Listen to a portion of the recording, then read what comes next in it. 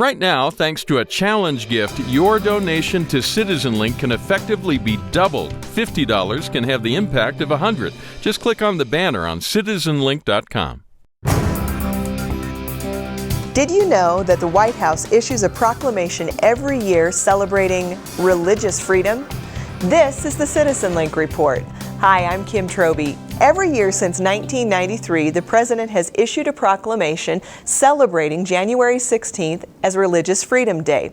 Well, Gateways to Better Education has taken that information and created guidelines for schools to help administrators and students know their rights according to the Constitution.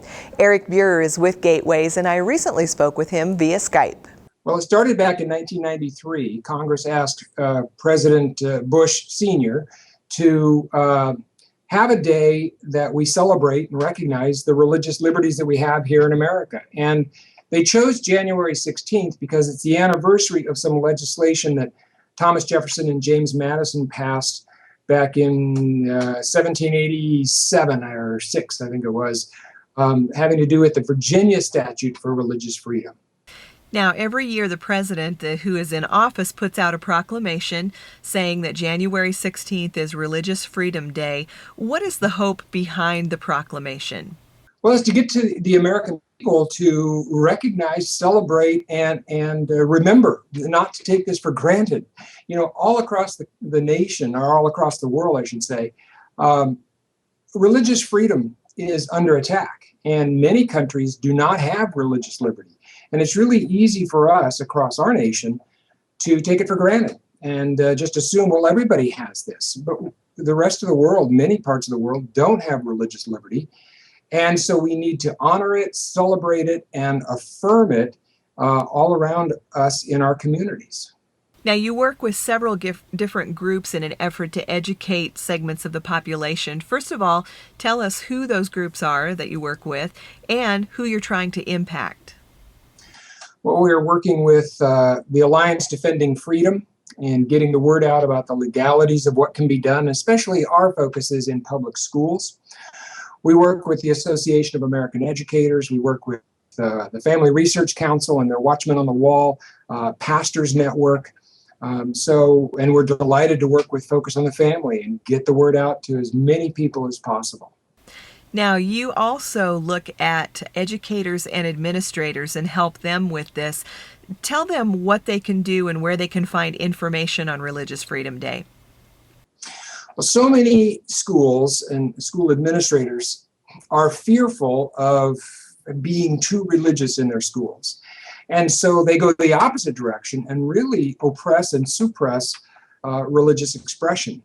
And there's a wonderful merger of the president declaring January 16th Religious Freedom Day and the U.S. Department of Education issuing guidelines on students' religious liberties. And these have been around, by the way, for 20 years. Back in 1995, under President Clinton, he asked the Secretary of Education, Richard Riley at the time, to issue guidelines clarifying for everyone involved in public schools what students' religious liberties are. And he did a beautiful job. And they sent it out to every school district in the country and asked them to please distribute this information to all the teachers, all the principals, parents, and students.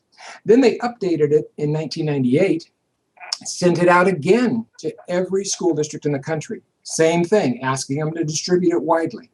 Then under the Bush administration, they updated it again in 2003, and they sent it out again and asked every district to distribute it. Now, I travel all over the country, and I have discovered that most educators have never heard of these things and don't know what students' religious liberties are. So we're asking churches, if schools aren't going to do this, we're asking churches to distribute this information, but certainly school administrators. You asked earlier about school administrators and what they could do. It's perfectly legal for them to tell students what their religious freedoms are on campus. They would be doing what the Department of Education's asked them to do. Religious Freedom Day, which is Friday, January 16th in 2015, is a perfect opportunity to do that. Just make an announcement on the loudspeaker that The president is proclaiming the day Religious Freedom Day, wants us to recognize our religious liberties. And here in our schools, you have freedom of religious expression. Your teacher has information for you on your religious liberties. And then just pass out the information that the Department of Education has asked them to do for 20 years. So it's not a real political risk to do this. It's a civics lesson. It's not promoting any one religion. It's saying whatever your religion may be, you're free to express it here. And so that's what we'd really like schools to do on Friday, January 16th of this year. Now, you mentioned these guidelines. Would you give us just an overview of what rights students do have when it comes to expressing their religious freedom on campus? Oh, sure. Basically, the government looks at it as students have the freedom to express themselves. They can talk to whomever they want to, including their maker, about whatever they want to, including their faith. And the teacher shouldn't get in the way of that unless it's disruptive of the classroom. Obviously, a student can't stand up and start preaching. But the guidelines are really clear. Students have the freedom to talk to their classmates about their faith, to witness to them and want them to accept their religious beliefs. They have the freedom to include their religious faith and their opinions in their classroom discussions as it's appropriate to the subject matter. They can include it in their homework. They can pray with their classmates, again, as long as it's not disruptive. They can bring their Bibles and read their Bibles in class. If, for instance, the teacher says, hey, we want free reading time, and everybody's bring a book and read for 20 minutes, whatever book of your choice. Well, then if they choose to bring a Bible or a devotional or some other religious material and read it, that's up to the student, and the teacher shouldn't get in the way of that.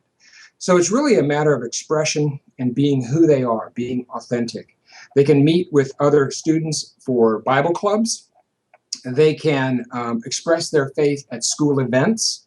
See, where the school would get entangled is if they asked the student to say a prayer or do something religious. But if they pick the student because you're the class president, you're the leader of the cheer squad, you're the captain of the football team, whatever it may be, and the student takes that opportunity to say something like, I'm so glad that God given me this opportunity, or they make some reference to their faith, that's up to the student.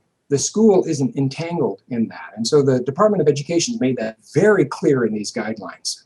Now, Eric, let's say that an administration or a school district doesn't seem particularly interested or doesn't even really know about this, and a parent or a student is interested in getting information about Religious Freedom Day to their school. What can parents and students do? Well, we've set up a website, religiousfreedomday.com. Very simple, religiousfreedomday.com. They can go to that. We've got information for what parents can do, what students can do, what teachers can do, and what churches can do. Because we're calling on churches to the Sunday before, which in January will be January 11th.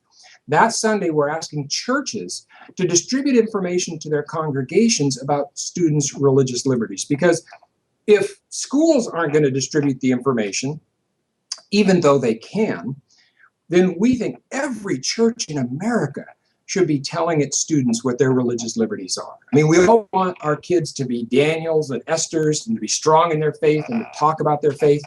They need to know they have the freedom to do that, the right to do that.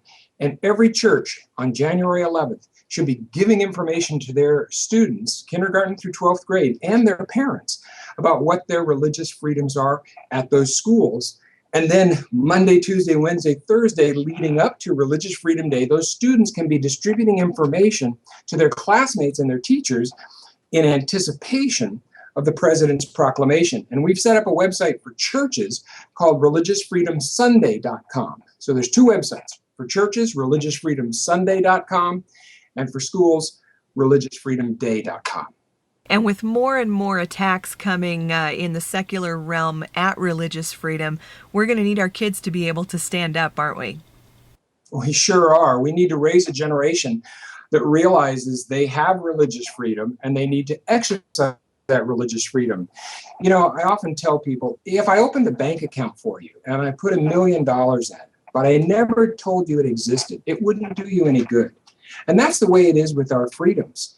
We have the freedom to express ourselves at school and talk about our faith, But if we never know that we have those freedoms, then we act as though we don't have them. And yet here we can open up the door and say, look at what you've got.